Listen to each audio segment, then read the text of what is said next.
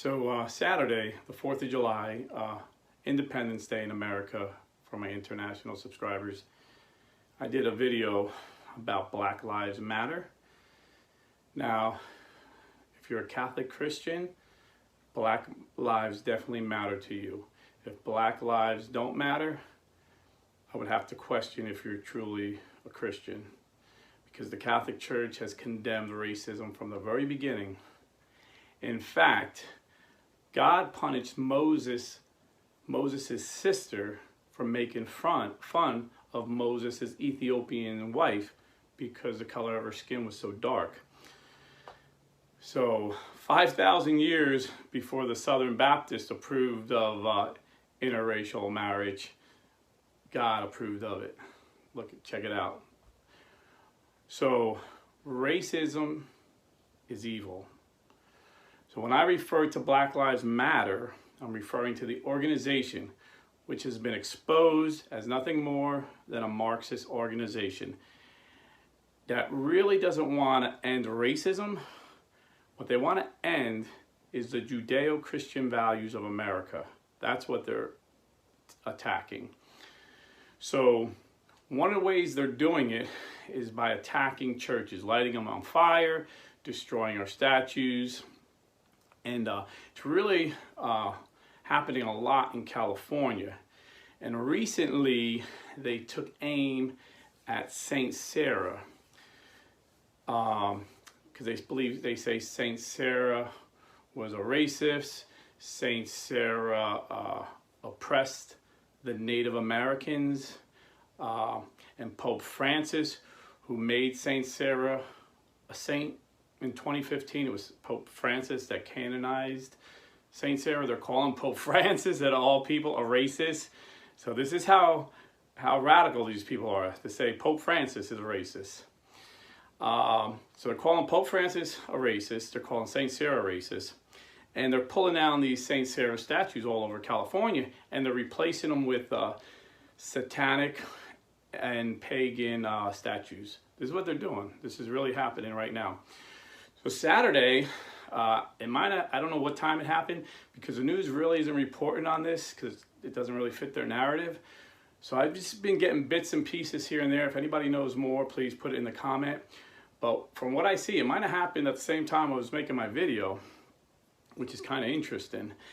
And had about, they say 800 to 1,000 Black Lives Matter organization people and Antifa. These are the two groups that are leading the riots and pulling down the statues of our saints and breaking the heads off of statues of the Blessed Virgin. I mean, these people are very violent. So they're coming down the road, 800 to 1,000 of them, and about 80 Catholic dudes are standing in front of this statue. And from what I can see, these guys are ready to throw down. I mean, St. Paul says, if it's up to you, always be at peace with all men. And if it was up to them, I'm sure they would be peaceful. But there comes a time you have to defend yourself and your property, and the church's property. And I think these guys are ready to fight. And, you know, I grew up in the inner city and been in a lot of rumbles.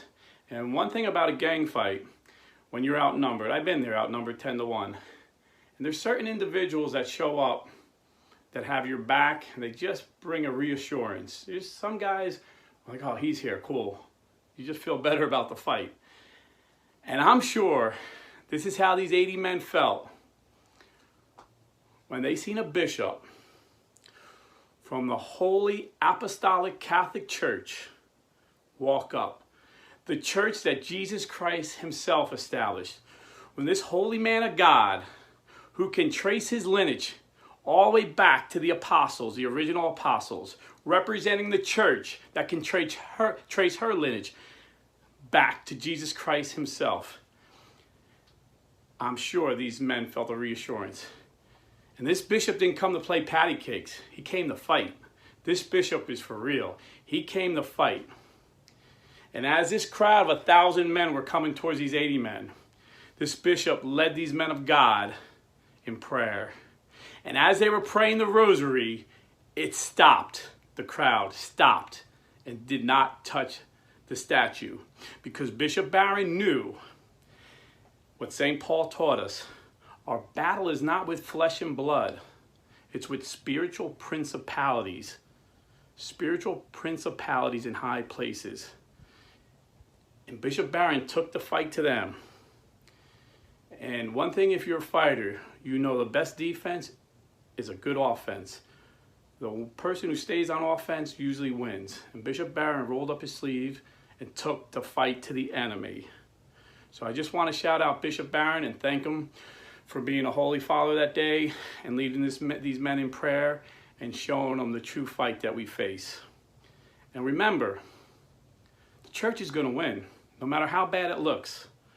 Diocletian couldn't kill the church. Nero couldn't kill the church. The philosopher Nietzsche said God is dead. Guess what? Nietzsche is dead. The church cannot fail because Jesus Christ himself promised us that the gates of hell will not prevail against his church. So take heart, my fellow Catholics. Fight the battle, but know that it's already been won by the King of Kings and Lord of Lords, Jesus Christ. Stay Catholic.